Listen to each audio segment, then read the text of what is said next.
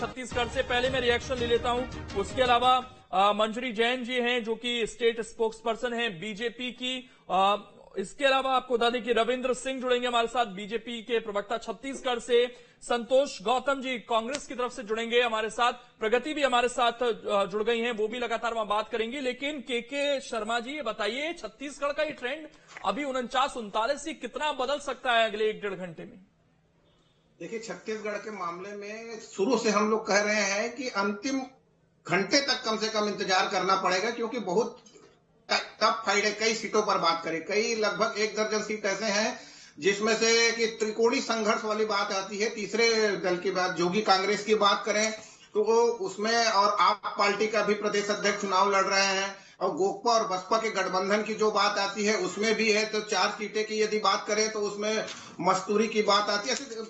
अलग अलग बात करें तो लगभग 1 दर्जन सीटें हैं जिन पर ये त्रिकोणीय संघर्ष वाले अंतागढ़ में जो लड़ रहे हैं निर्दलीय प्रत्याशी, उनकी क्या स्थिति बनती है। जो विधायक है उनकी है, सरायपाली में विधायक है जो जोगी कांग्रेस से लड़ रहे हैं, उनकी क्या स्थिति बन रही है।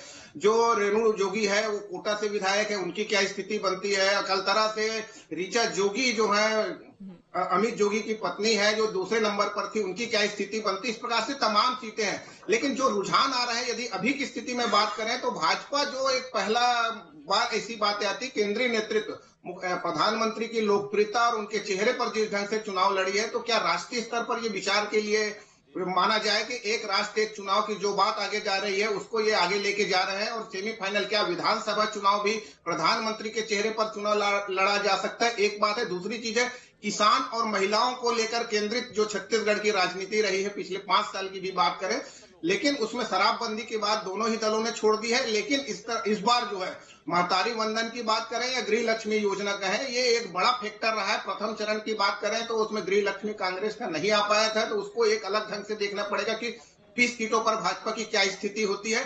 और कुल मिलाकर के आदिवासी सीटों में 29 में से 27 यदि कांग्रेस के पास है, और जो दुर्ग की आप बात कर रहे हैं तो वहां निश्चित रूप से साझा में आप देखेंगे ध्रुवीकरण का एक प्रयास हुआ बीरनपुर घटना को लेकर के। ताम्रध्वज साहू के यहाँ साहू समाज और कुर्मी समाज के बीच की कहीं बात आती है क्या? अमित जोगी पाटन में चुनाव लड़ रहे हैं तो वो क्या स्थिति पैदा करते हैं? वहां पे सांसद और मुख्यमंत्री के बीच एक बड़ा फाइट देखने को मिल रहा है।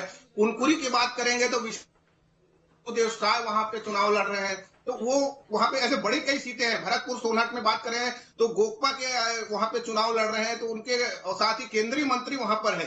पाली तानाखार में बीजेपी के तुलेश्वर सिंह मरकाम गोकपा के चुनाव लड़ रहे हैं। तो ये एक कुछ सीटें हैं जिन पर हमको आखिरी तक ध्यान देना पड़ेगा। इसके साथ ही कई जगह पे टफ फाइट आ रही है कांग्रेस और भाजपा की। ये माना जा रहा है कि पिछले समय जो 10-12 सीट ऐसी थी जिसमें कांग्रेस और भाजपा के बीच बहुत कम अंतर था, जिसमें मोहन मरकाम की सीट की बात करें या भिलाई की बात करें, तो ऐसी सीटों पर क्या स्थिति बनती है जिसमें कोंटा के में मंत्री के कवासी लखमा की स्थिति है, जहां मनीष कुंजाम इस बार कम्युनिस्ट रविंद्र जी भी हमारे साथ जुड़ गए। रविंद्र जी, ये क्या अभी जो रुझान है आपको लग रहा है कि रिजल्ट इसी तरह का रह सकता है और आपके पक्ष में जा रहा है? नहीं, बिल्कुल हम शुरू से कह रहे हैं और हमारा आकलन भी था कि मतलब हम सरकार में आएंगे। कारण था, हम हवाई बात नहीं कर रहे थे। मैं 3 चीजों पे ध्यान आपका आकर्षित कराना चाहूंगा जिससे हमारी सरकार बन रही है। सबसे पहली बात तो है कि भूपेश बघेल की सरकार की नाकामी। दूसरा महत्वपूर्ण बात है, जिस तरह भूपेश बघेल की सरकार ने युवाओं को चला है, और मैं कह रहा हूं कि छत्तीसगढ़ में यदि 25 से 30 लाख युवा होंगे तो 90% युवाओं ने शपथ खाकर भाजपा को वोट दिया है। क्योंकि जिस तरह से प्रतियोगी परीक्षाओं में, पीएचसी में, व्यापम को, सब इंस्पेक्टर में पदों को बेचा गया, युवाओं में आक्रोश था। मैं फिर कह रहा हूँ 90% युवा ना शपथ खा के भाजपा को वोट दे रहे हैं। दूसरी बात, महिलाओं को लगा कि शराबबंदी के नाम पे पिछली बार सरकार में आए थे, शराबबंदी किया नहीं, और 10,000 रुपए का जो हम 12,000 रुपए। चलिए ये पहली बार हमें दिख रहा है। टैली जो मैं देख पा रहा हूं कि 50 पर पहुंच गई है बीजेपी छत्तीसगढ़ में। प्रगति हमारे साथ जुड़ी हुई है, उनके साथ वहां पर कुछ मध्य प्रदेश के भी नेता होंगे, जाहिर बात है। प्रगति, लेकिन 150 ये बीजेपी इस वक्त जो टैली में दिख रही है, और बहुत देर से मैं नोटिस कर रहा हूं वो 150 बना हुआ है।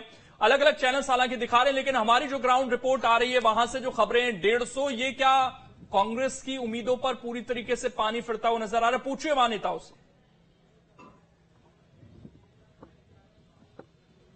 बिल्कुल लोकेंद्र, जान लेते हैं हमारे साथ मेहमान जुड़े हुए हैं। नितेंद्र जी, सबसे पहले शर्मा जी आपके पास मैं आना चाहूंगी, सीनियर जर्नलिस्ट हैं, विश्लेषण करिएगा।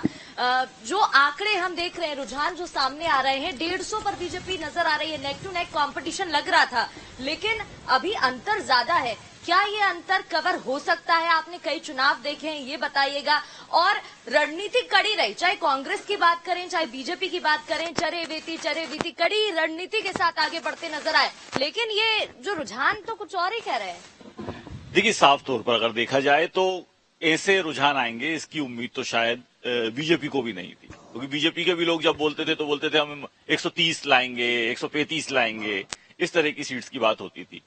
एग्जिट पोल के बाद पहली बार इस तरह की बात आई कि भाजपा मध्य प्रदेश में 150 सीट भी जीत सकती है, वरना भारतीय जनता पार्टी मध्य प्रदेश में 150 सीट जीतेगी, ये एग्जिट पोल के पहले तक भारतीय जनता पार्टी भी नहीं बोल रही थी।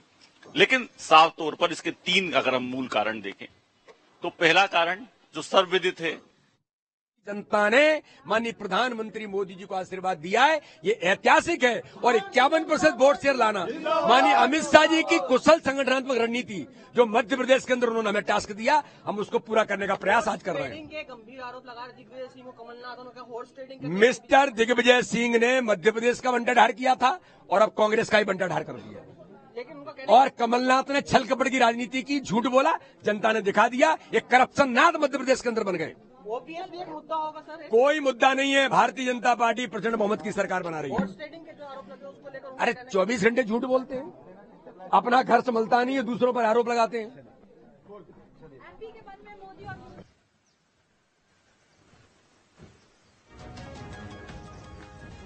24 घंटे झूठ बोलते हैं, आरोप लगा रहे हैं, पूर्ण बहुमत के साथ हम आ रहे हैं, कहना है वीडी शर्मा का। बीजेपी के प्रदेश अध्यक्ष सुन रहे थे आप, कॉन्फिडेंट नजर आ रहे हैं। नितेंद्र जी, आपसे मैं बातचीत कर रही थी, वीडी शर्मा अब स्क्रीन पर नजर आ रहे थे, कॉन्फिडेंस हाई नजर आ रहा है, और क्यों ना हो, रुझान में आगे दिख रही है बीजेपी।